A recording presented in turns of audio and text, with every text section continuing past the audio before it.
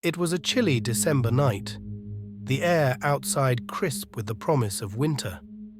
The scent of pine lingered in the house, a testament to the Christmas tree that stood adorned in the corner of the living room. My parents, excitedly dressed for a Christmas party, left Charlotte and me with warm wishes before disappearing into the festive night. Charlotte and I decided to embrace the holiday spirit by having a sleepover. The plan was simple: Christmas movies, hot cocoa, and laughter. The glow of fairy lights and the distant carolers outside painted a scene of holiday cheer, and the two of us settled into the cozy living room for a night of festivities. As the night progressed, the atmosphere became more relaxed. We wrapped ourselves in cozy blankets, watching classic holiday movies while the warmth of the fireplace flickered beside us.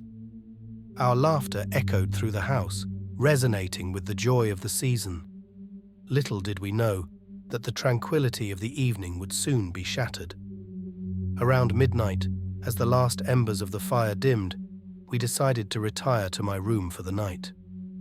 The soft glow of Christmas lights adorned the walls, casting a warm ambience that belied the chilling events that awaited us.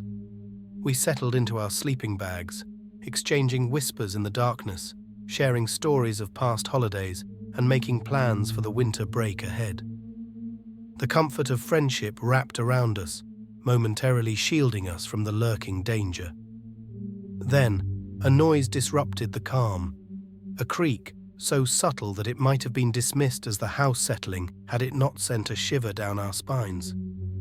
We exchanged uneasy glances in the darkness, our laughter replaced by a shared sense of unease. Silence followed, stretching into an agonizing moment of suspense. We strained our ears, searching for any indication that our senses had deceived us. Just as we began to convince ourselves it was nothing, a faint shuffle echoed from the hallway outside my room. I felt my stomach tighten with anxiety, and Charlotte's eyes mirrored my fear. In the hushed silence, the sound of an intruder became unmistakable. The realization hit us like a cold gust of wind, stealing our breath. Someone was in the house. Fear rendered us motionless for a moment, but survival instincts kicked in. Charlotte grabbed my arm, and we silently crawled towards the closet, our hearts pounding in our chests. The shadows seemed to stretch and contort, whispering of an unseen threat that lurked in the darkness. The intruder moved methodically through the house, their footsteps echoing ominously. The click of a door handle turning sent shivers down our spines as they explored the rooms one by one.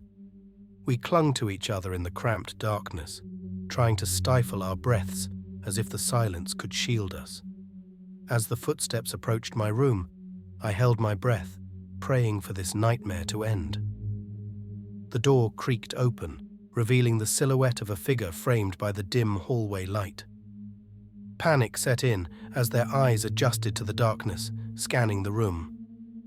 For a moment that felt like an eternity, we locked eyes with the intruder. Their features were obscured, hidden in the shadows. A sinister smile twisted their lips as they took a step forward, their intentions veiled in the eerie silence. Just as the tension reached its peak, the distant sound of carolers outside grew louder, filling the air with a haunting melody that seemed to dispel the darkness. The intruder hesitated, glancing towards the window before retreating into the shadows. We waited in tense stillness until the distant echoes of footsteps faded away. Fear held us captive for what felt like hours, reluctant to emerge from our hiding place. When we finally mustered the courage to venture out, the house was silent once more. Terrified and unsure of what we had just endured, Charlotte and I cautiously made our way to the front door, locking it behind us with trembling hands. We stood on the doorstep, staring into the winter night, the twinkling lights outside no longer holding the same warmth. The police were called, and as they searched the premises, we clung to each other, the reality of the night settling in. The sanctity of our home had been violated, and the sense of security that once enveloped us had been shattered. As the police conducted their investigation, The fear lingered, leaving us haunted by the knowledge that the holiday cheer had been marred by a chilling intrusion. The Christmas lights that once symbolized joy now cast ominous shadows, a stark reminder that darkness can invade even the most festive of nights. The memories of that night still linger in the corners of my mind, like a shadow waiting to be cast once again. I was 14, my parents out for a late dinner with friends, leaving me alone to fend for myself in our quiet suburban home. The clock on the wall ticked steadily as I lounged on the living room couch, engrossed in a movie that served as a comforting distraction from the solitude. The glow of the television flickered in the dimly lit room, creating a cozy ambiance that belied the darkness outside. The only sounds were the occasional creaks of the house settling and the ambient hum of distant traffic. It was a normal night, or so I thought. As the movie unfolded, my senses became attuned to the subtle noises around me.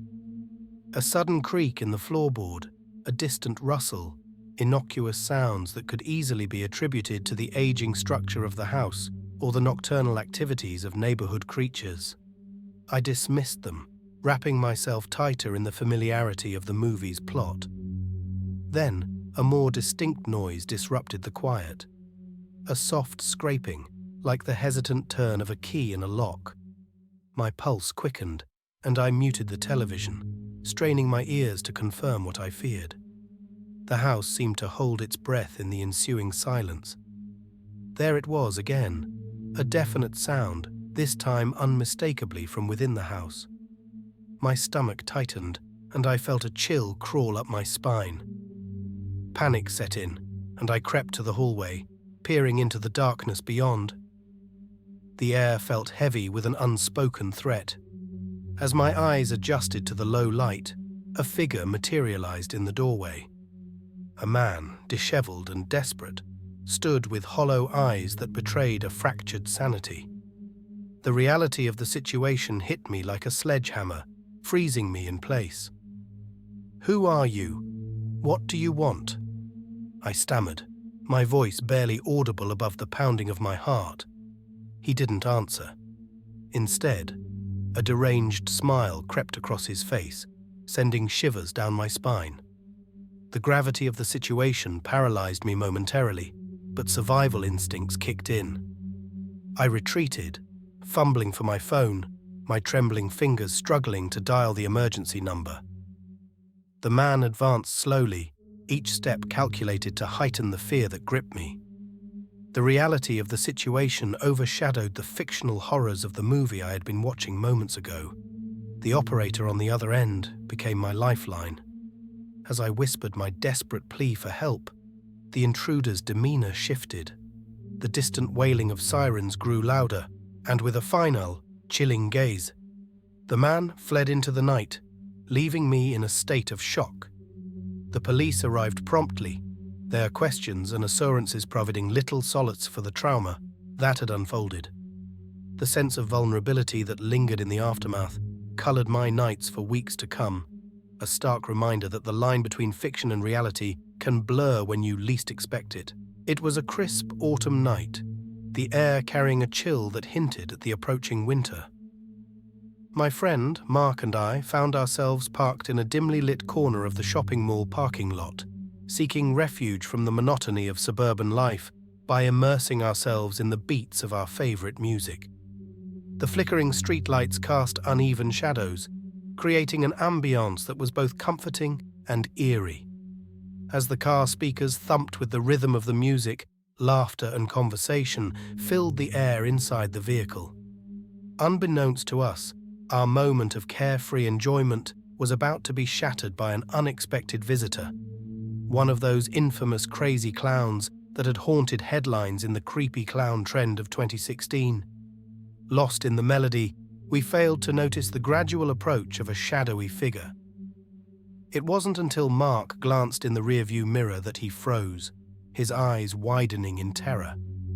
Through the dim glow of the car's interior lights, we saw it.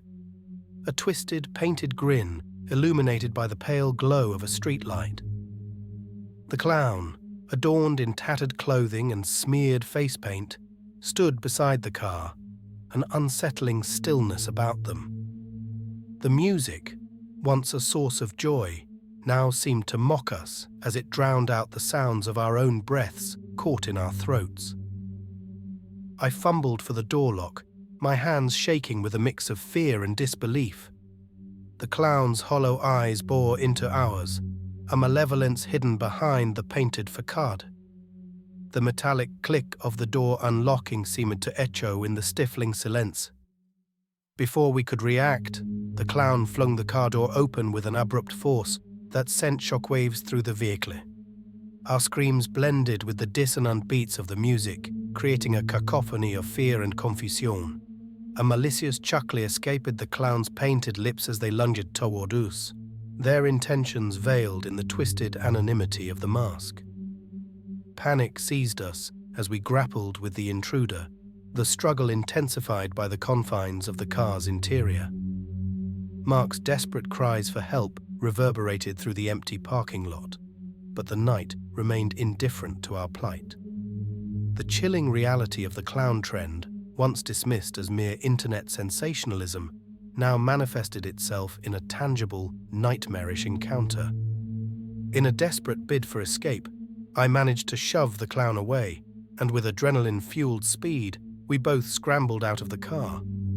The clown, however, remained undeterred, their manic laughter echoing through the deserted parking lot as they disappeared into the shadows. Shaken and disoriented, we stood by the car, our breaths visible in the cold night air. The once familiar surroundings now felt alien and menacing. With trembling hands, we dialed the police, our voices shaky as we recounted the surreal encounter with the malevolent clown. As the red and blue lights of the police car approached, the residual fear lingered, a chilling reminder that the boundary between urban legend and reality could be shattered in the most unexpected moments.